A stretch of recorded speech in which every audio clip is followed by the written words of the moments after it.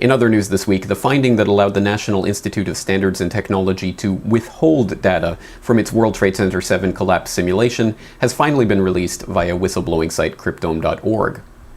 The finding was made on July 9, 2009, and reads in part, quote, "The disclosure of the information in connection with NIST's investigation of the technical causes of the collapse of the World Trade Center towers and World Trade Center Building 7 on September 11, 2001 might jeopardize public safety. Therefore, NIST shall not release the information."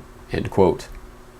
Although the finding was made last year, the actual finding itself was not available to those who had requested the information, leading many to suspect that it would contain details of exactly how or why the data from NIST's WTC-7 collapse simulation would jeopardize public safety, but no such explanation is to be found.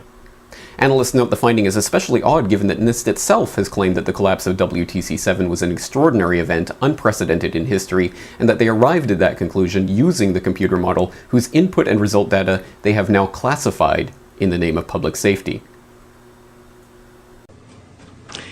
What we found was that uncontrolled building fires, similar to those we have seen in other tall buildings, caused an extraordinary event. The collapse of World Trade Center 7 was primarily due to fires. This is the first time that we're aware of that a building over 15 stories tall has collapsed primarily due to fire. We reached this conclusion by reconstructing the entire building, beam by beam, column by column, connection by connection, into a computer model, a virtual WTC-7 building.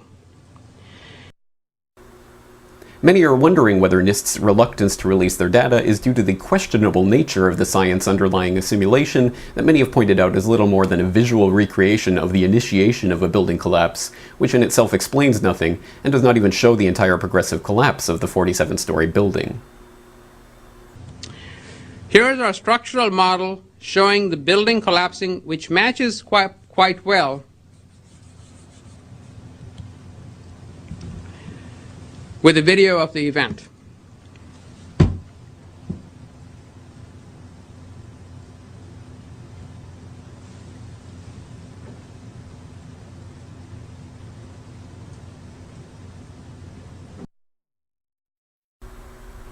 This Freedom of Information Act denial is just the latest in a series of such denials related to 9/11.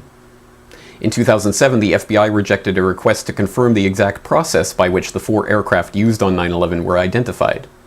In 2008, U.S. Armed Forces Institute of Pathology rejected a FOI request for records establishing the recovery and identification process for forensic evidence from the Flight 77 and Flight 93 crashes. In 2009, the Secret Service rejected a Freedom of Information request for White House visitor logs on September 11th and 12th, 2001.